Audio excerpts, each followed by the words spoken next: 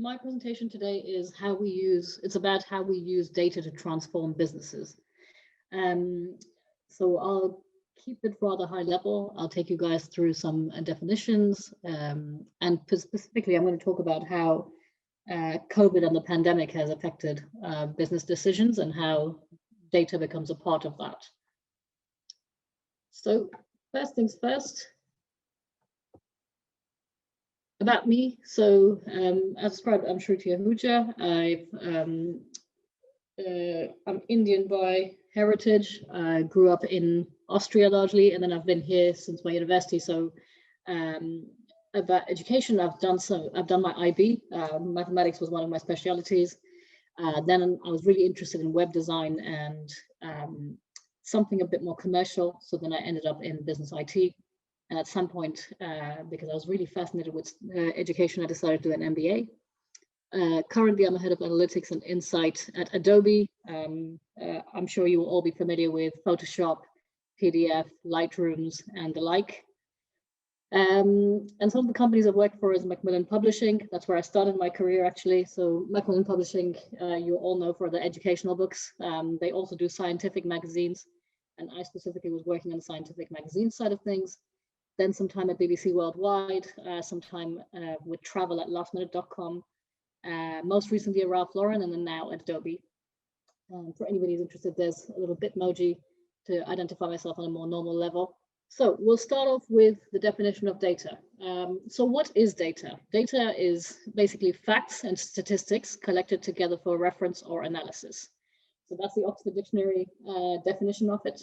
And what we're going to go through is how that becomes information that we use within businesses today. So first things first, how has data actually changed the world? Well, because of data, we've got a whole load of new jobs. We're able to make smarter business decisions today. We're able to do funky things like reduce energy wastage. And depending on what we learn about more, then we're even able to do interesting things like enhance healthcare. So making that better and better and making sure that we can use the data that we get to improve medication, improve services, make sure we can do things like reducing the amount of electricity we use, how much gas consumption we have in the houses. And similarly, in businesses, you'll be able to do things like learn about your consumers and who your customer is, who's purchasing from your website to help them, or from your business to help them do that better or do that more efficiently, or show them things that they didn't know existed. So that's a bit about how data has changed the world. Next, we're going to talk about how COVID has impacted our lives. And I'm sure every one of you on the call is definitely affected to some level with this. First things first, lockdowns. Who doesn't know the impact of lockdowns? So people are spending a lot more time at home. We're not allowed to meet other people. We're in our social distancing bubbles. So what does that mean? Unfortunately, that means that some jobs have been lost because some industries remain closed. For instance, movie theaters, theaters, restaurants, so many places you just can't visit anymore. So that has a big impact on the number of jobs that are happening within those, jobs which are going within those sectors. What else does it mean? People are therefore confined at home. So we're looking for more home-based activities and entertainment, income, Netflix, or then games on your mobiles, or then games otherwise, or other entertainment that we can find. And it also means that more people are shopping online. And that's a big one. But is that confirmed? Do we actually know that we're shopping more online? Yes, because that's common knowledge. But here's an interesting way that I found where McKinsey has taken some data as an example to summarize how that's happened. So this is looking specifically at Europe. And since we're talking about data and how it transforms businesses, here's an example of how, if you look at France versus Germany versus Italy versus Spain versus UK, what has happened in the world of COVID. So have people started buying more online within groceries, within snacks, within jewelry, within clothing, within skincare, furnishing? The stronger the blue, the more the switch to online. The stronger the gray, the less the switch to online. So what we find is, even though COVID has meant that we're indoors more, what we actually find is, based on research with the data that we get, food takeaways and clothing, still not many people want to shop online. But things like groceries, lots of online shopping going on, snacks going online, medicines going online, skincare and makeup, even to some extent, going online, household supplies, somewhat online, people not necessarily convinced about consumer electronics online. So it was just an interesting example of how data can help you understand what's actually happened and what's going on around us. So how do we know all of this? Well, it so happens that people have now started collecting things like surveys, companies where you shop, so your Tesco's, your Asda's, your Boots, your toy stores, everyone, they've got data about us, right? So they put it all together. It might be something as simple as person A went into a shop, called Tesco, and then they went and then picked up clothes, or then they went and picked up toys. So they will not know who you are, but they know that as a community, we have done this. So they bring that all together, and there you go. We know something new about the community that we are in. So how has the pandemic, based on that piece of information, affected the data industry? Well, so as we know, businesses have either closed temporarily or permanently, or then they've shifted to online purchasing or online trading. So therefore, companies want to understand who that online customer is. How do you behave? What are you interested in? And because you want to know more about that, therefore more jobs have been created as industries shift online. What does that mean? So that's probably what summarizes the kind of job that I do and the kind of area that I work in. And so I get many interesting questions to understand how we can use data to help businesses do what they do better. So things like, who is our potential customer? If they were used to shop in store before, have they moved to shopping online now? If they used to watch TV before, have they started watching Netflix more? If they used to play games on the desktop or on the mobile while they were out, are they doing that more while they're at home? How are they interacting? Are they buying more points? If you are a fan of Minecraft, then, for instance, how has your Minecraft usage changed? Do you use data packs on that? How does that influence what we might be able to share with you that might be relevant to you? How has that shift changed because of the pandemic? Have people changed how they look at their shopping during COVID? So, you know, if you're interested in some games, are you interested in something different now? If you're interested in certain clothing items, are you interested in something different? Are you brand obsessed? Are you not brand obsessed? What other products are you interested in picking up? How many times does a company need to show you an advert before it convinces you that it's good for you to buy? Did the customer like the advert that the company put out? Could it have been more interesting? If so, how? And do they remember my brand? So, you know, for instance, I'd love to know how many people are, you know, familiar with Adobe or Ralph Lauren or any of the brands that I mentioned, or are not, right? So that would be something that companies would be very interested in to know. Have they made an impression on their customer, on the potential buyer of their product? So those are very different questions, huge amount of questions. And what do we use to answer those questions? Well, you all have heard about data privacy and how we are all very protective about how much we share online. So there are, you know, that's an interesting debate, and there are reasons behind why you should and why you shouldn't. But before we go into that, we use things like, in the online world, understanding browser behavior. So if you landed on one of our websites, which pages did you see? Which products were you about to buy but thought, maybe I will come back later? Or which ones did you think, you know what, I need that right now? Or if you were playing a game, then, or if you were looking at some kind of problem where you had to, you know, upgrade a free app to become a purchased one, did you make that purchase straight away? Did you think about it? Did you come back? How many stages did you need to go through before you decided you were ready to think about purchasing something? We might then, but that would be a lot of a what, so numbers. So that would be like 10 people did this, 5 people did that, 100 people looked at something, 50 people did not buy, 50 people did buy. But we like to then bring that picture together and say, but why? It's good to understand the what, but what about the why? So that's when we use things like surveys. So we might send you online surveys, and you might see this very often with websites that you visit, where they will say, can you share a bit of an opinion with us? And they will ask you, what did you think of your experience today? How old are you? Where do you live? Which area?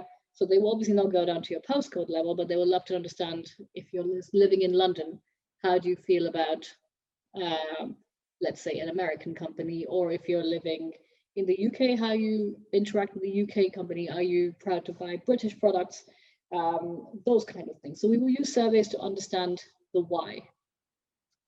We will then also use things like industry research. So we would like to use things such as understanding more about what's going on in the world. Have people gone out there, like the previous table that I shared with you guys about online shopping. So that's industries, large companies doing a bit of research and bringing many different sources of data together to define that. And then we would also use the opinion of industry experts and company experts. So people who've been doing these jobs for years, people who created the companies, who know everything about their products. And we would use those pieces of information together to tie them all together and make sure that we understand or answer those questions more effectively.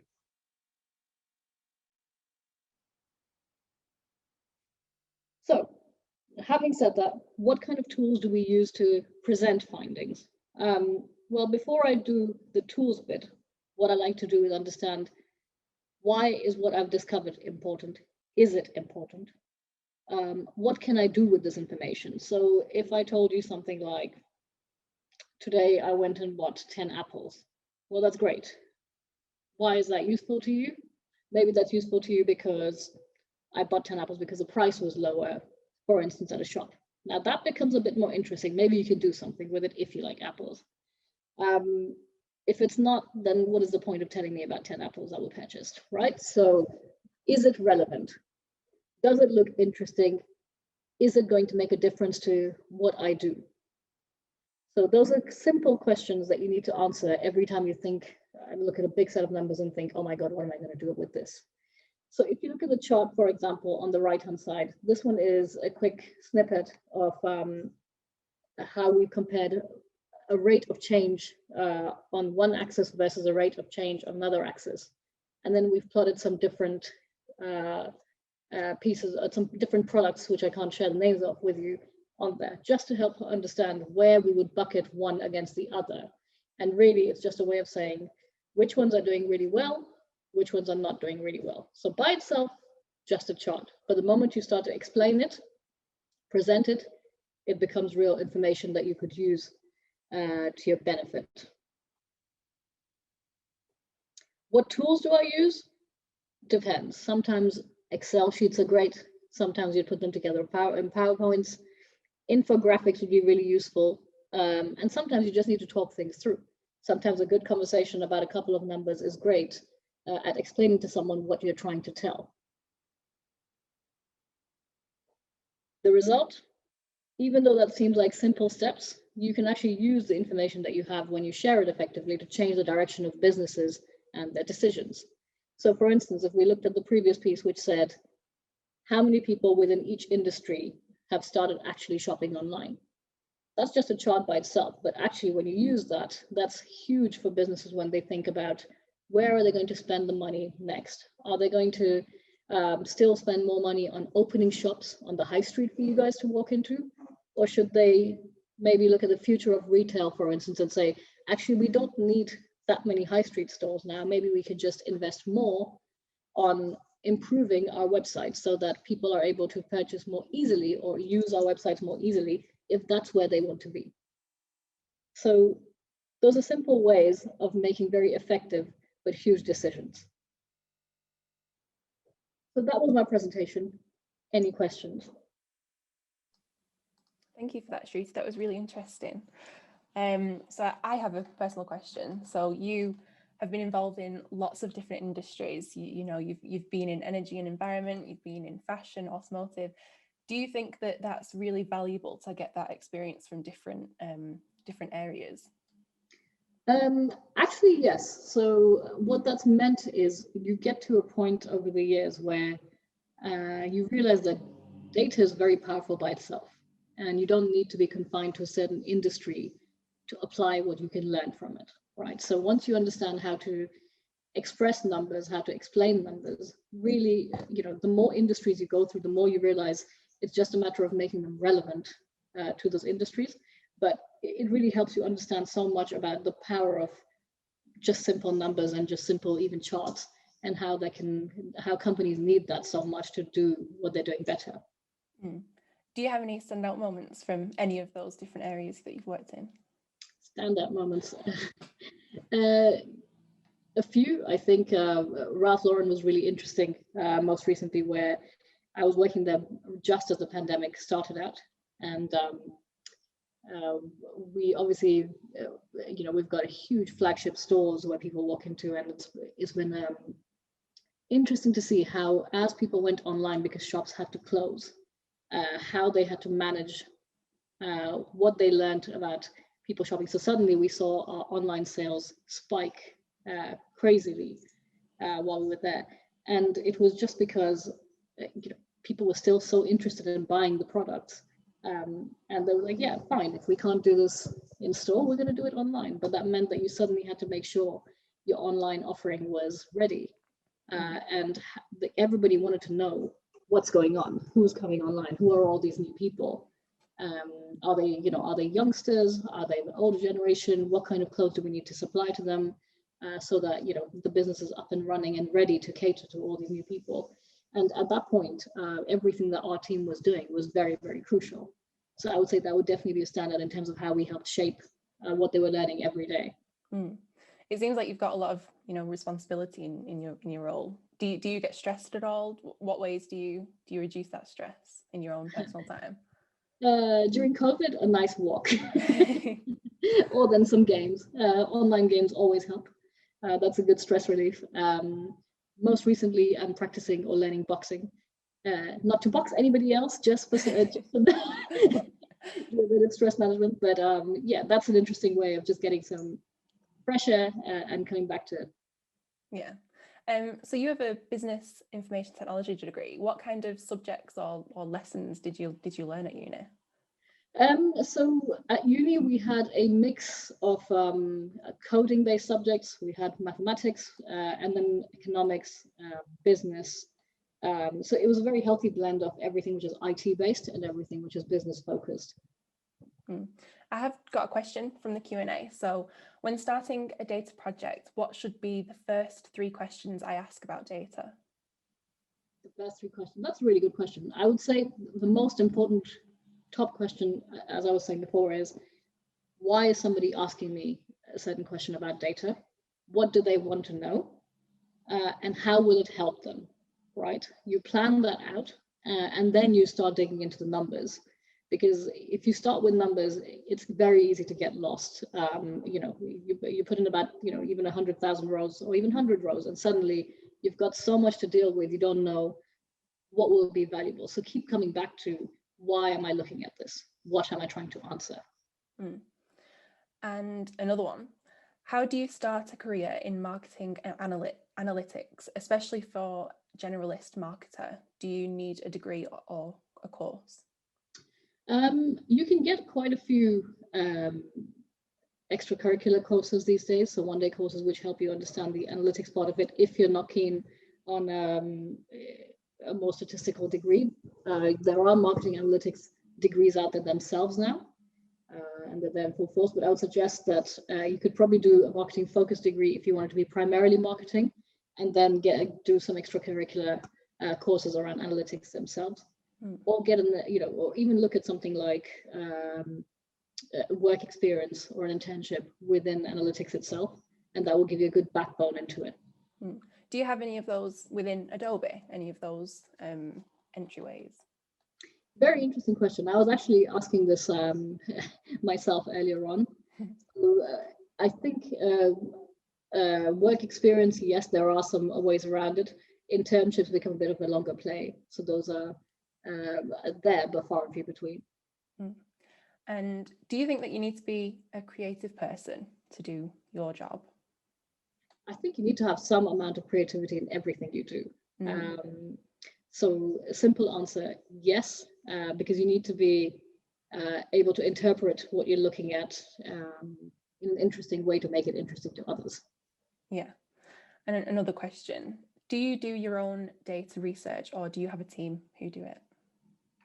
A bit of both. So when we're really busy, all of us get to it. In fact, actually, I enjoy still getting dug into the numbers myself. So yeah, I do quite a bit of it as well.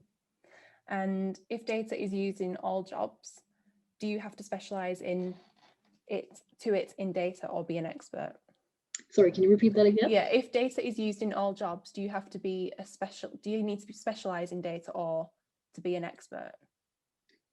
It's a good question. Not necessarily. So I've worked with people who ended up in data, who didn't necessarily have a statistical background.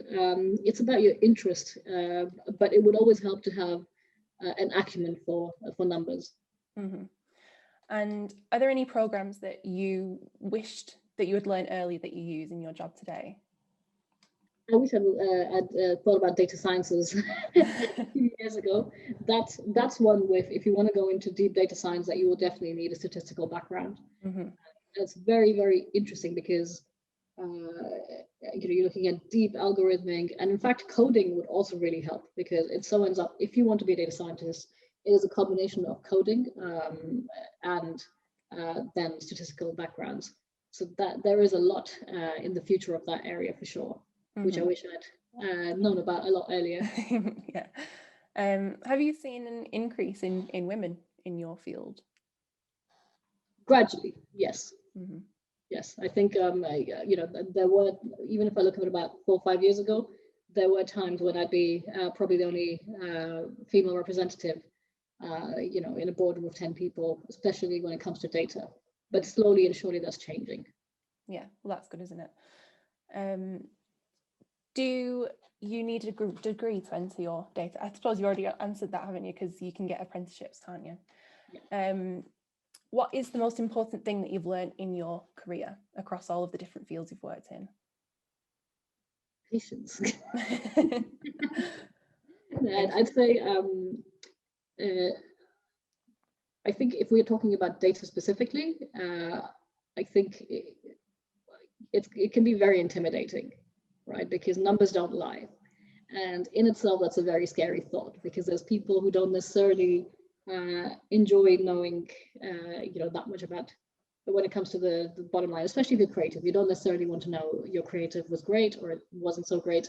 It kind of takes a very monotone approach to many different aspects. So I think presenting data is so important, and I think that's one of the things I've learned, in a way that is going to help people, right? Use it because it's so logical and so objective. Use it in a way that's going to help people as opposed to intimidate them.